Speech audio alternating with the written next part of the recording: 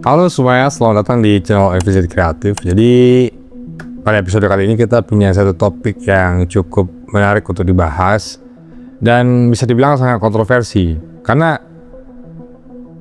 topik ini sendiri sering sekali diperdebatkan dalam suatu perdebatan lah. Nah, sebenarnya apa sih topik ini? Nah, topik ini adalah fenomena indigo.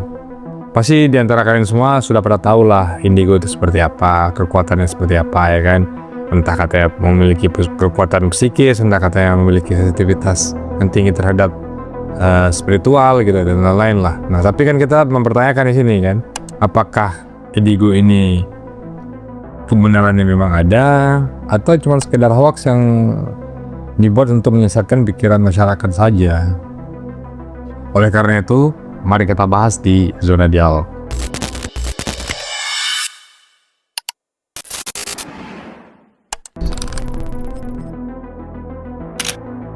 Fenomena indigo sendiri itu sering sekali dikaitkan terhadap suatu individu. Kayak misalkan yang sering sekali terjadi itu kepada anak-anak.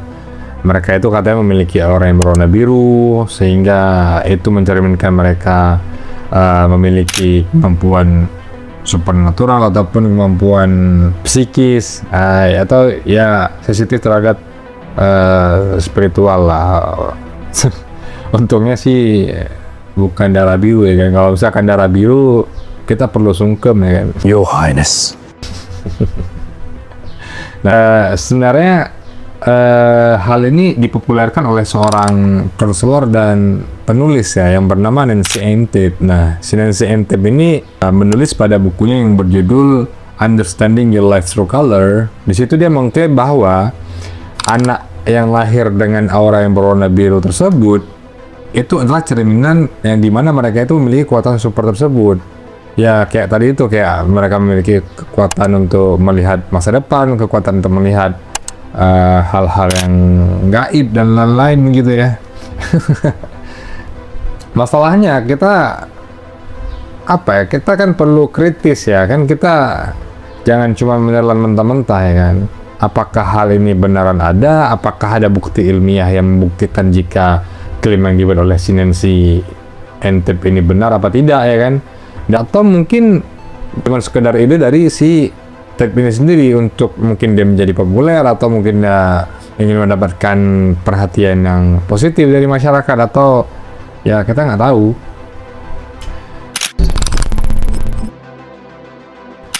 Karena pada kenyataannya hingga saat ini sampai detik ini belum ada penjelasan ataupun bukti ilmiah yang bisa membuktikan bahwa indigo itu beneran ada gitu. Karena sudah banyak penelitian-penelitian yang dilakukan, penelitian-penelitian psikologi yang dilakukan untuk membuktikan jika kemampuan psikis itu ada apa enggak, yang sering dikaitkan dengan indigo ini. Hasilnya selalu nih ya, tidak ada dasar ilmiah untuk membuktikan itu semua. Di sebuah artikel dari jurnal yang berjudul Archive of Scientific Psychology, di situ dijelaskan ataupun di situ ditegaskan bahwa tidak ada satupun bukti yang empiris yang bisa mendukung eksistensi kemampuan psikis tersebut dan dapat diuji dan diverifikasi secara ilmiah. Karena para ilmuwan yang mendedikasikan diri untuk menemukan kebenaran dan bukti secara berbasis fakta, mereka itu lebih cenderung berhati-hati dalam menerima suatu klaim yang tidak didukung oleh bukti yang valid dan solid gitu. Kayak misalkan hal-hal yang tidak bisa dibuktikan secara empiris, apalagi ya kan. Dan juga beberapa ahli itu berpendapat bahwa konsep indigo ini mungkin lebih merupakan dari hasil interpretasi subjektif atau keinginan yang menemukan penjelasan yang lebih positif dan menarik daripada kenyataan yang ada. Ya, rata-rata sih mungkin orang pada berhalusinasi mungkin ya.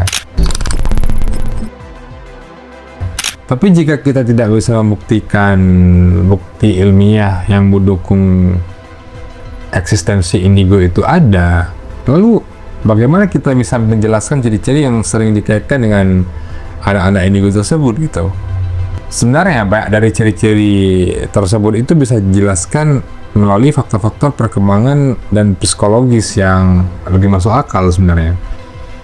Anak-anak yang memiliki sensitivitas yang cukup tinggi dan kreativitas yang melebihi dari orang lain dan empati yang tinggi, dan mungkin anak-anak dengan profil yang cukup unik, itu bukan berarti mereka memiliki kemampuan psikis tersebut.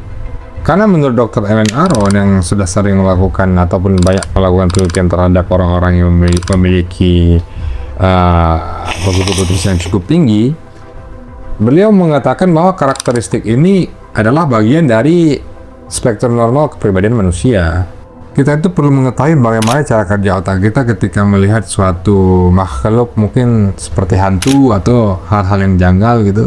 Misalkan kita punya pengalaman melihat hantu gitu. Nah, hal itu bisa dinamakan dengan pareidolia, yang dimana kondisi kita, kondisi psikologis kita, ataupun dimana otak kita itu melihat pola ataupun bentuk-bentuk yang familiar dalam rangsangan acak ataupun yang jelas gitu. Misalkan kita setelah nonton film horor gitu, ataupun kita sering mengkonsumsi film-film horor, yang pasti kita secara langsung otak kita tuh merangsang pikiran kita itu menjadi seperti itu gitu. Kayak misalkan nih pengalaman pribadi gue ya. Jadi di mana ada kondisi aku merasa ketakutan gitu. Nah, karena hal tersebut aku itu melihat ada sosok pocong lah. Apanya itu adalah cuma tembok beton yang karena aku ketakutan, aku melihatnya sebagai makhluk yang lain, melihatnya seperti hantu gitu.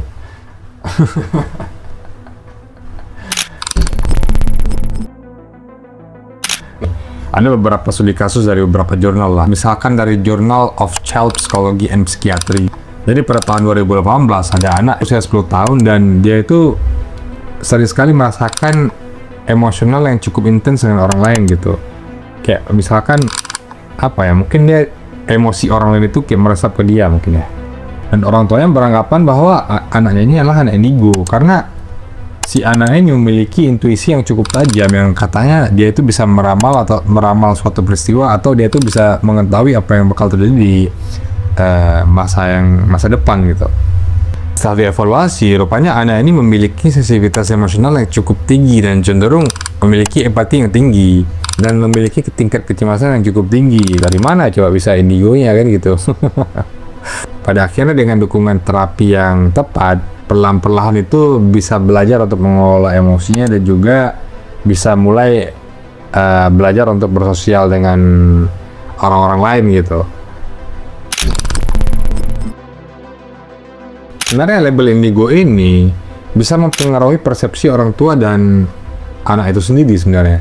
Mungkin dari beberapa orang tua yang melihat kondisi anaknya, masalah kesehatan mental anaknya yang tidak cukup baik misalkan, ataupun perkembangan anak itu tidak cukup baik, jadi orang tuanya itu langsung mengambil jalan pintas untuk mengatakan bahwa anaknya adalah seorang indigo gitu. Dan sebenarnya itu bukan hal yang tepat untuk dilakukan ya kan.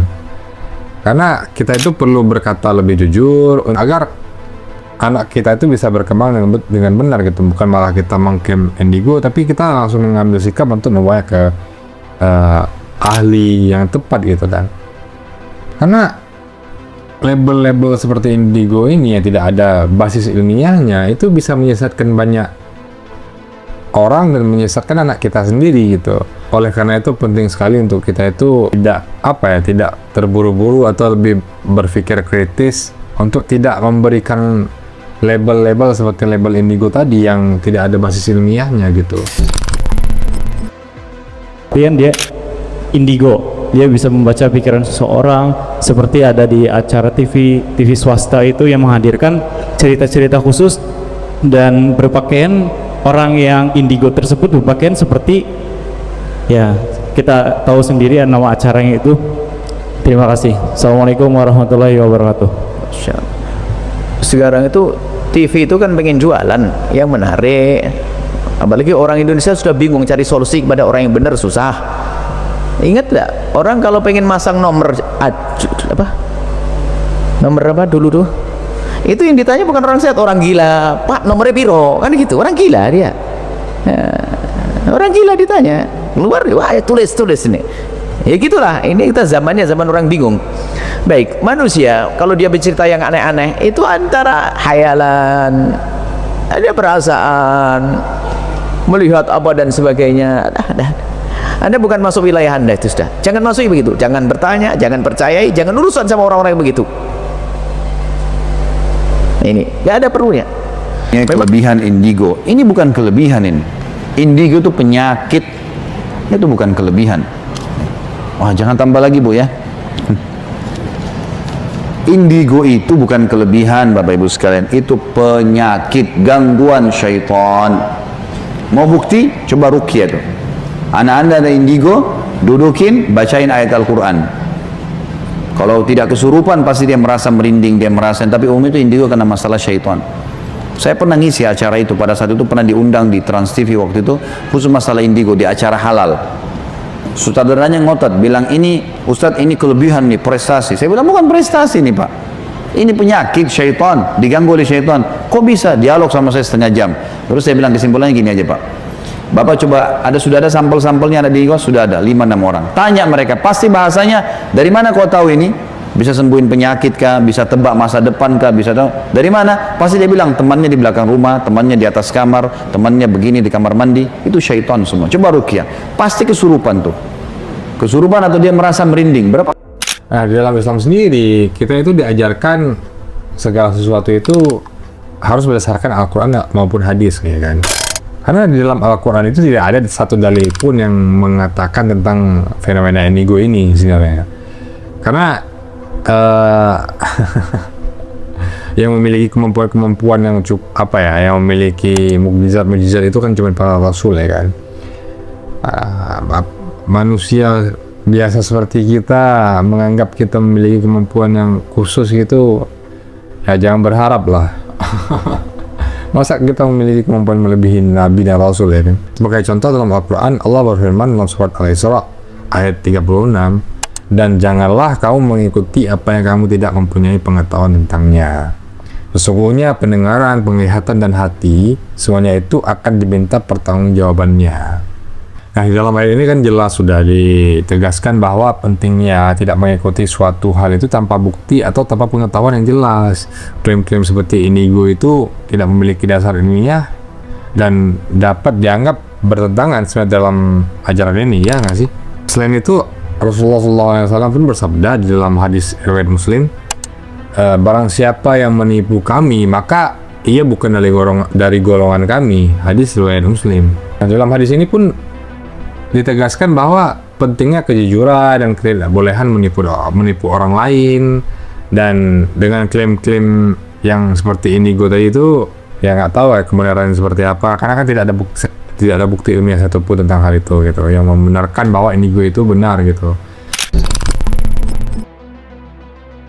Oleh karena itu fenomena indigo itu walaupun menarik, walaupun mencuri banyak perhatian dari masyarakat, walaupun sering dibicarakan, dan tapi indigo ini tidak memiliki satu bukti ilmiah pun yang bisa mengklaim bahwa kemampuan ini ada gitu. Banyak sebenarnya ciri-ciri yang dikaitkan dengan anak-anak indigo itu bisa dibuktikan secara ilmiah, bisa dibuktikan secara psikologi gitu ya, tanpa perlu menggunakan konsep indigo itu, ya kan. Oleh karena itu mari kita lebih kritis, ya kan, lebih dewasa dalam berpikir, ya wallahu a'lam bishawab lah masalah indigo itu ada apa enggak. Cuman kalau misalkan secara ilmiah kan tidak ada dasarnya, ya kan.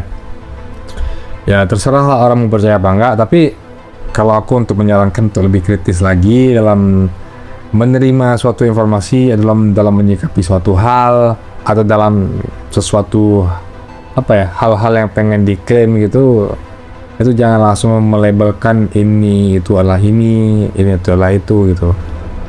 Lagi-lagi ayolah gunakan data yang valid ataupun yang solid untuk melabelkan sesuatu gitu. Mungkin untuk teman-teman yang memiliki opini yang berbeda, yang mungkin bertentangan dengan apa yang aku sampaikan di video ini, mungkin bisa langsung komen di kolom komentar, ya kan. Mungkin kita bisa berdebat di situ, ya kan. Nah, buat teman-teman yang mungkin suka dengan video ini, mungkin bisa didukung dengan like, share, dan subscribe channel ini. Mari kita cukupkan, sampai jumpa di zona dialog selanjutnya.